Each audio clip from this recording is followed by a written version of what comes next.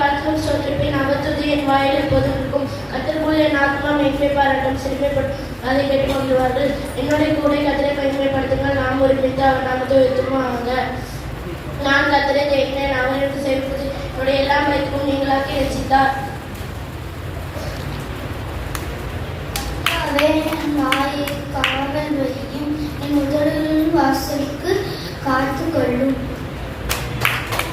அடியனுக்கு அனுகூலமாயிடும். அப்பொழுது நான் பிழைத்து உமது வசனத்தை கைக்கொள்வேன். உமது வேதத்தில் உள்ள